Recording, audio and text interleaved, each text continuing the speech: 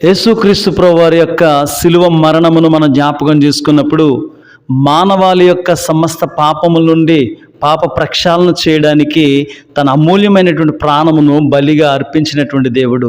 ఈ శ్రమల కాలంలో చాలామంది విశ్వాసులు కానీ క్రైస్తవేత్తరులు కానీ అనేక మంది శ్రమ దినాలను పాటిస్తూ యేసు ప్రభువారు ఏ విధంగా అయితే శ్రమించాడో, ఏ విధంగా అయితే బాధపడ్డాడో, ఏ విధంగా అయితే నలిగిపోయాడో ఈ విషయాలను జ్ఞాపకం చేసుకొని అనేక మంది సంఘాల్లో రోధించేవారు, అనేక మంది ఉపవాసం ఉండి ప్రార్థించేవారు, యేసుప్రభువు వారు పడినటువంటి బాధను జ్ఞాపకం చేసుకొని కృంగిపోయేవారు అనేక మంది ఉండొచ్చేమో కానీ దేవుని యొక్క లేఖనం సెలవిస్తూ ఉంది. మొదటి పేతురు రాసిన పత్రిక 2వ అధ్యాయము 21వ వచనాన్ని మనం ధ్యానం చేసినప్పుడు, క్రీస్తు మీ కొరకు బాధపడి తన అడుగు జాడలందు నడుచుకొనవలనని మాదిరి ఉంచి వెళ్ళను అని రాయబడి ఉంది.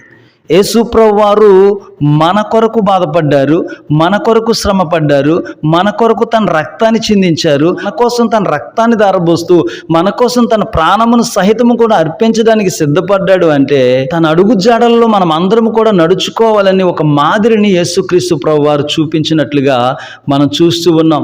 యేసుప్రభువు వారు సిలువ యాత్ర ప్రారంభం మొదలుకొని సిలువ యాత్ర ముగింపు వరకు కూడా 7 మాటలను పలికినట్లుగా మనం చూస్తూ ఉన్నాం. చాలామంది ఈ మాటల గురించి అనేక మంది వివరిస్తూ ఉంటారు. అయినప్పటికీ కూడా మరొకసారి ఆ మాటలను ఒక్కొక్కటిగా మనం జ్ఞాపకం చేసుకున్నప్పుడు, యేసుప్రభువు వారిని కొరడా దెబ్బలు కొడుతూ శరీరం అంతా కూడా గాయపరచుకుని తన యొక్క శరీరం రక్తపు మడుగులో ఉన్నటువంటి స్థితిలో యేసుప్రభువు వారు భుజముల పైన ఆ సిలువను మోస్తూ అక్కడ అనేక మంది అపహాసం చేస్తున్నారు, హేళన చేస్తున్నారు, ఎగతాళి చేస్తున్నారు, తన్నులు తన్నుతున్నారు, ఉమ్ము వేస్తూ ఉన్నారు మొహం మీద. అయినప్పటికీ వారందరినీ చూసి యేసుప్రభువు వారు మొట్టమొదటిగా మాట్లాడుతూ ఉన్నాడు, తండ్రి వీరేమి చేయుచున్నారో వీరెరుగరు గనుక వీరిని క్షమించండి అంటున్నాడు. యేసుప్రభువు వారు క్షమాగుణం కలిగినటువంటి వ్యక్తిగా, యేసుప్రభువు వారు క్షమించగలిగినటువంటి మాదిరికరమైన జీవితాన్ని ఆయన మనకు చూపిస్తూ ఉన్నారు. అందుకే యేసుప్రభువు వారు చాలా సందర్భాల్లో మన జీవితాల్లో క్షమించగలిగినటువంటి అనుభవాన్ని మనం కలిగి ఉండలేకపోవచ్చు. యేసుప్రభువు వారు చెప్తూ ఉన్నారు, మీ శత్రువులు సహితము మిమ్మల్ని హింసించే వారి కొరకు, మిమ్మల్ని బాధ పెట్టే వారి కొరకు మీరు ప్రార్థన చేయండి. యేసుప్రభువు వారు ఏమని చెప్పారు అంటే, ఎంత క్షమాపణ కలిగినటువంటి మనస్సును ఆయన కలిగి మనకు మాదిరిని చూపిస్తున్నారో మనం ఆలోచన చేయాలి. చాలా సందర్భాల్లో మన శత్రువుల కొరకు మనం ప్రార్థన చేస్తూ ఉంటాం. ఏమని, తెల్లవారేసరికి వాడు ఉండకూడదు ప్రభువా, లేకపోతే ఏదో ఒక కీడు వారి జీవితంలో రావాలి ప్రభువా అని చాలామంది ఇలాంటి ప్రార్థన అనుభవాన్ని కలిగి ఉంటారేమో కానీ, ప్రభు అయినటువంటి యేసుక్రీస్తు మిమ్మల్ని హింసించే వారి కొరకు, మిమ్మల్ని బాధ పెట్టే వారి కొరకు మీరు ప్రార్థన చేయండి అంటే శత్రువుల యొక్క క్షేమం కొరకు యేసుప్రభువు వారు ఆలోచన కలిగి ఉన్నాడు. అంటే ఎలాంటి మాదిరిని యేసుప్రభువు వారు కలిగి ఉన్నారో అటువంటి మాదిరికరమైనటువంటి జీవితాన్ని నీవు నేను మనందరము కూడా కలిగి ఉన్నప్పుడు ఆయన అడుగు జాడల్లో మనం నడుచువారుగా మనం ఉంటూ ఉన్నాము. ఎంత దీనత్వం కలిగి ఆయన క్షమించగలిగినటువంటి హృదయాన్ని కలిగి ఉన్నారో ఒకసారి ఆలోచన చేయండి. నీ శత్రువు కొరకు, మిమ్మల్ని హింసించే వారి కొరకు, మిమ్మల్ని బాధ పెట్టేవారి కొరకు మీరు ప్రార్థన చేయండి అని యేసుప్రభువు వారు సెలవిస్తూ ఉన్నారు. చాలా సందర్భాల్లో మన శత్రువుల కొరకు మనం ప్రార్థన చేస్తూ ఉంటాం, మన ఇరుగు పొరుగు వారి గురించి ప్రార్థన చేస్తూ ఉంటాం. మన శత్రువులు సహితము కూడా మా కాళ్ళ కింద ఉండాలి ప్రభువా, మా శత్రువులు నశింపచేయండి ప్రభువా, మా శత్రువులకు తెల్లారేసరికి ఇలా జరగాలి ప్రభువా, అలా జరగాలి ప్రభువా అని అలాంటి ప్రార్థన అనుభవాన్ని కలిగి ఉన్నట్లయితే నీ భక్తి జీవితం వ్యర్థమే, నువ్వు చేస్తున్న ప్రార్థన వ్యర్థమే, నువ్వు చేస్తున్న ఉపవాసం వ్యర్థమే. యేసుప్రభువు వారు ఎలాంటి క్షమాగుణాన్ని కలిగి ఏ విధమైనటువంటి ఆజ్ఞనైతే మనకు తెలియజేశారో ఆజ్ఞను వెంబడించి ఆ ప్రకారం నువ్వు జీవించినప్పుడు నిన్ను హింసించే వారి కొరకు నువ్వు ప్రార్థన చేయి, నా శత్రువులను మిత్రులుగా మార్చునాయనని నువ్వు ప్రార్థన చేయగలిగిన అనుభవంలోనికి నువ్వు రావాలి. యేసుప్రభువు వారు కోరుకునేది అదే కదా, ఆయన అడుగు జాడలో నువ్వు నడుచుకోవాలని ఆయన ఆశపడుతూ ఉన్నాడు. అందుచేత అలాంటి క్షమాగుణమును నీవు నేను కూడా కలిగి ఉన్నప్పుడు ఆయన అడుగు జాడలందు మనం నడుస్తున్నామని మనం జ్ఞాపకం చేసుకోవాలి. 2వ మాటను మనం జ్ఞాపకం చేసుకున్నప్పుడు, నీవు కూడా నేడు నాతో పరదేశిలో ఉందువు అని చెప్తూ ఉన్నాడు. ఎవరితో యేసుప్రభువు వారు ఈ మాటను చెప్తూ ఉన్నాడంటే, ఒక దొంగతో ఈ మాటను చెప్తూ ఉన్నాడు. 2 దొంగలు, కుడివైపున ఒక దొంగ, ఎడవైపున దొంగ సిలువేయబడ్డారు. యేసుప్రభువు వారు మధ్యలో ఉన్నప్పుడు ఒక దొంగ శోధిస్తూ ఉన్నాడు. ఏమని, నువ్వు దేవుని కుమారుడు అయితే నిన్ను నువ్వు కాపాడుకొని మమ్మల్ని రక్షించలేవా, మమ్మల్ని విడిపించలేవా అని శోధిస్తూ ఉన్నాడు. మరొక దొంగ చెప్తూ ఉన్నాడు, మనమైతే ఈ హత్యలు చేశాము, ఎన్నో చేయకూడనటువంటి కార్యాలు చేశాము, చేయకూడని పనులు చేశాము, పాపపు జీవితాన్ని మనం కలిగి ఉన్నాము, కానీ ఈ శిక్ష మనకు తగున్నదే, కానీ ఆ యేసు ప్రభు వారికి ఈ శిక్ష తగినది కాదు అని చెప్తూ ఉన్నాడు. ప్రభువా, నీ వచ్చేటప్పుడు నీ రాజ్యంలో నన్ను కూడా జ్ఞాపకం చేసుకోవా అని అడుగుతున్నాడు. ఆ దొంగ అక్కడ పశ్చాత్తాపడుతున్నాడు, క్షమాపణ అడుగుతున్నాడు. ప్రభు అయినటువంటి యేసుక్రీస్తు చెప్తూ ఉన్నాడు, నీవు కూడా నాతో పాటు పరదేశులో ఉంటావు. ఆ దొంగ చివరి సమయంలో తను చేసినటువంటి తప్పులను తెలుసుకున్నాడు, తను చేసినటువంటి ఆ కార్యాలను జ్ఞాపకం చేసుకున్నాడు, తను ఎలాంటి జీవితాన్ని జీవించాడో, ఎలాంటి బ్రతుకునైతే బ్రతికాడో, ఏ విధమైనటువంటి జీవితాన్ని కలిగి లోకములు అనేక మంది చేత అసహింపబడ్డాడో, తన జీవితం అంతా కూడా జ్ఞాపకం చేసుకుని, ప్రభువా నన్ను క్షమించు నాయనా, ప్రభువా నీ రాజ్యంలో నన్ను కూడా జ్ఞాపకం చేసుకొని పశ్చాత్తాపడుతూ ఉన్నాడు. ఆ దొంగ హృదయంలో కలిగినటువంటి పశ్చాత్తాపమును యేసు ప్రభువు వారు చూస్తూ ఉన్నారు. అందుకే ఈ మాటను చెప్తున్నాడు, నీవు కూడా నాతో పరదేశులో ఉండు అని చెప్తూ ఉన్నాడు. ఒకవేళ ఇంతవరకు నీ పాపములు క్షమించబడకపోతే, నువ్వు చేసినటువంటి ప్రతి విధమైనటువంటి దేవునికి విరోధకరమైనటువంటి కార్యములు క్షమించబడకపోతే, ఈ దినము గనక పశ్చాత్తాపడినట్లయితే, ప్రభును ప్రార్థించినట్లయితే, ప్రభును వేడుకున్నట్లయితే, ప్రభువా నన్ను క్షమించు నాయనా, నీ వల్ల నేను జీవించడానికి సహాయం చేయి ప్రభువా అని నువ్వు వేడుకున్నప్పుడు ప్రభు నిన్ను క్షమించబోతున్నాడు. తన రాజ్యంలో ఒక వారసుడిగా నిన్ను కూడా చేయబోతున్నాడు. మూడవదిగా మనం జ్ఞాపకం చేసుకున్నప్పుడు, యేసు ప్రభు వారు తల్లిని చూసి, అమ్మా ఇదిగో నీ కుమారుడు, యోహాను చూసి ఇదిగో నీ తల్లి అని చెప్తూ ఉన్నాడు.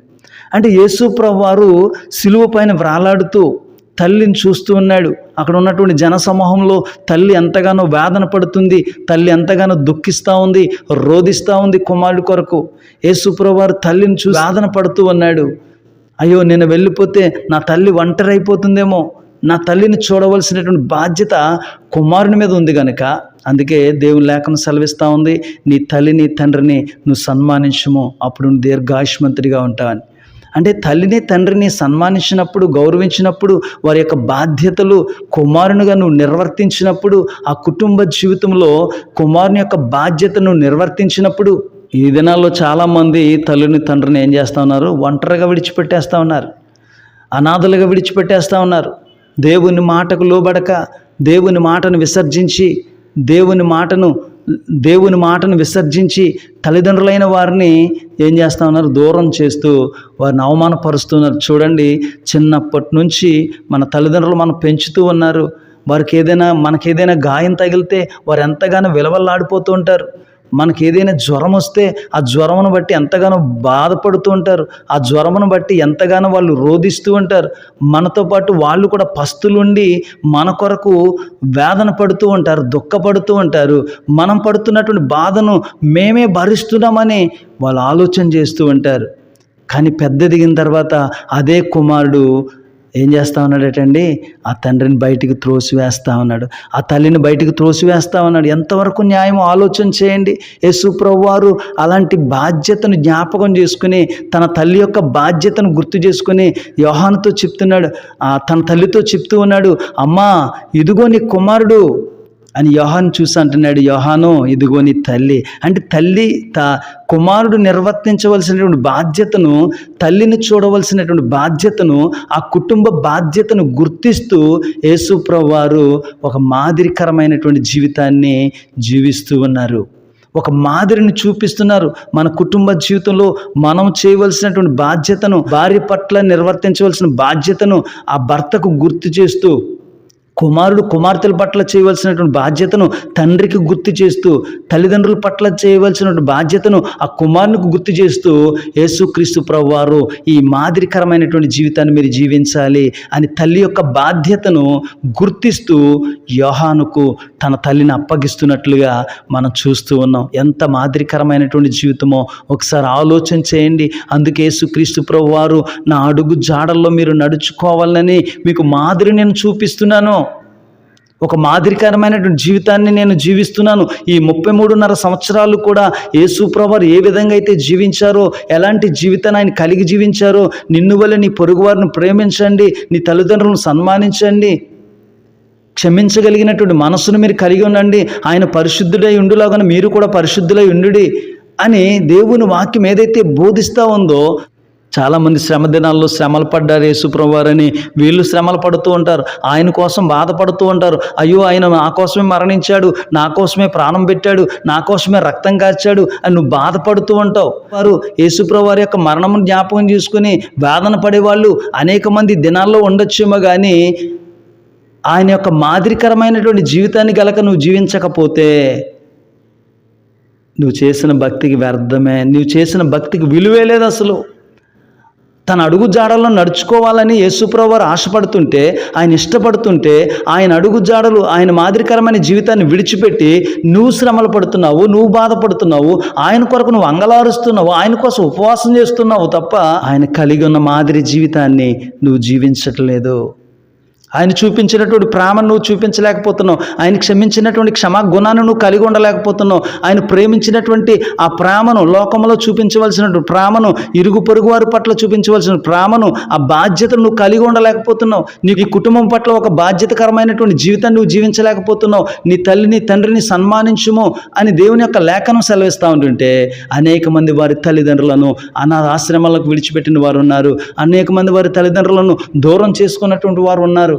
కానీ యేసుప్రభు వారు నీ తల్లిని తండ్రిని సన్మానించమని తెలియజేస్తా ఉన్నాడు. తల్లికి తన కుమారుడు నిర్వర్తించవలసిన బాధ్యతను తన సహోదరుడైనటువంటి యోహానుకు అప్పగిస్తూ ఉన్నాడు. నాలుగవదిగా మనం జ్ఞాపకం చేసుకున్నప్పుడు ఏలీ ఏలీ లామా సబక్తాని అంటే అర్థం ఏంటంటే, నా దేవా నా దేవా నన్నేల చేయి విడిచితివి అని రాయబడింది. అంటే నా తండ్రి నన్నెందుకు నా చేతిని విడిచిపెడుతున్నావు, నా చేయిని ఎందుకు విడిచిపెడుతున్నావు అని ఒక కుమారుడు తండ్రిని ప్రశ్నిస్తూ ఉన్నట్లుగా ఉంది. ఏలీ ఏలీ లామా సబక్తాని అని బిగ్గరగా కేక వేస్తుంటే అక్కడ ఉన్నటువంటి జనులందరూ అనుకుంటున్నారు ఏలీని పిలుస్తున్నాడేమో అనుకుంటున్నారట. మరికొందరు అయితే ఏమనుకుంటున్నారట, ఏలియాని దింపుతాడేమో అని నవ్వుకుంటూ ఉన్నారట. కానీ దేవుని యొక్క చిత్తము, లేకపోతే అక్కడ జరుగుతున్నటువంటి ఆ యొక్క సంఘటన వారికి తెలియడం లేదు, వాళ్ళకి ఇంకా అర్థం కావడం లేదు, వారి జీవితాల్లో ఇంకా వాటిని గ్రహించలేకపోతున్నారు అక్కడ ఉన్నటువంటి జనులు. నా దేవా అంటే నా తండ్రి నన్ను ఎందుకు చేయి విడిచిపెడుతున్నావు? యేసుప్రభు వారు ఈ లోకంలోనికి వచ్చినప్పుడు ఆయన ఎందుకు వస్తున్నాడో ఆయనకి తెలుసు, ఆయన కొరడ దెబ్బలు భరిస్తాడని ఆయనకి తెలుసు, ఆయన సిలువ మోస్తాడని ఆయనకి తెలుసు, ఆయనకు ఆ సిలువ పైన తన ప్రాణమును అర్పిస్తాడని తెలుసు, తన రక్తం చిందిస్తాడని తెలుసు, అనేక మంది చేత అవమానించబడతాడని ఆయనకు తెలుసు, అనేక మంది నిందిస్తారని, హేళన చేస్తారని, ఎగతాళి చేస్తారని ఆయనకు తెలుసు. అయినప్పటికీ కూడా ఈ మాటను పలకడానికి గల కారణం ఏంటి అని ఆలోచన చేస్తే, తండ్రితో ఉన్నటువంటి సంబంధాన్ని తొలగిపోవలసి వస్తుందన్నటువంటి బాధను, ఆ వేదనను గుర్తు చేసుకొని యేసుప్రభు వారు వేదన పడుతున్నారు. తండ్రితో ఉన్నటువంటి సంబంధము తెగిపోతుంది. తండ్రి నన్ను ఎందుకు విడిచిపెడుతున్నావు నా చెయ్యని ఎంతో వేదనతో ఈ మాటను మాట్లాడుతున్నట్లుగా మన జ్ఞాపకం చేసుకోవాలి. చూడండి, అబ్రహాం జీవితంలో తన ఏకైక కుమారుడైనటువంటి ఇస్సాకును బలిగా ఇమ్మన్నప్పుడు అబ్రహాం ఏం చేస్తా ఉన్నాడు? ఇష్టపడ్డాడు తన కుమారుని బలిగా అర్పించడానికి. తన కుమారుని తీసుకువెళ్తా ఉన్నాడు, కట్టెలు తీసుకొస్తున్నాడు, నిప్పు తీసుకొస్తా ఉన్నాడు, కత్తి తీసుకొస్తా ఉన్నాడు, ఇవన్నీ తీసుకుని కుమారుని తీసుకుని బయలుదేరుతా ఉన్నాడు.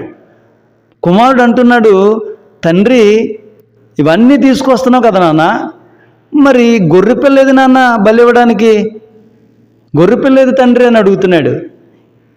ఎప్పుడైతే ఈ మాటను ఈ యొక్క ఇస్సాకు మాట్లాడాడో ఆ మాటను బట్టి అబ్రహాము జీవితంలో ఎంత వేదన పడి ఉంటాడో ఆలోచించేయండి. ఒక తండ్రి ఒక కుమారుని బలి ఇవ్వడానికి తీసుకెళ్తున్నాడంటే ఆ తండ్రి యొక్క హృదయం ఎంత వేదనతో నలిగిపోతుంది, ఎంత వేదనతో కృంగిపోతుంది, ఎంత వేదనను అనుభవిస్తాడు, ఎంత నరకమును అనుభవిస్తాడో ఒకసారి ఆలోచించేయండి.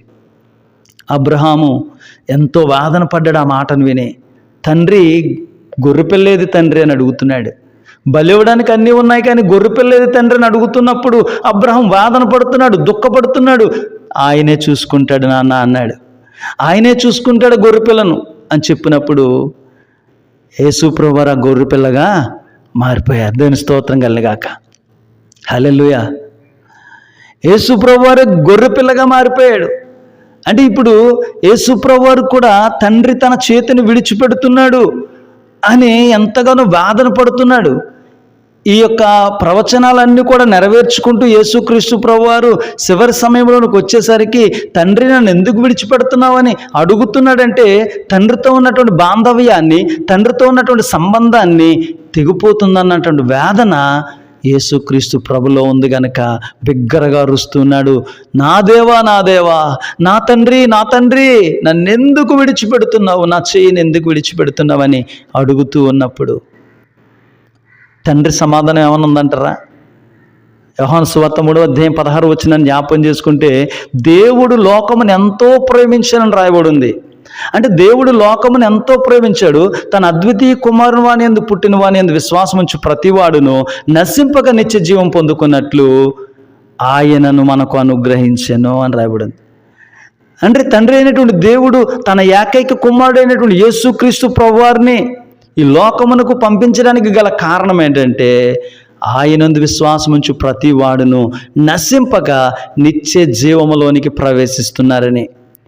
ఇప్పుడు నా దేవా నా చెయ్యిని ఎందుకు విడిచిపెడుతున్నావు తండ్రిని కుమారుడు ప్రశ్నిస్తున్నప్పుడు, తండ్రి అయినటువంటి దేవుడు ఇచ్చే సమాధానం ఏంటంటే, ఎంతగా నేను లోకములో ఉన్న వారందరినీ కూడా ఎంతో ప్రేమిస్తున్నాను అన్నాడు.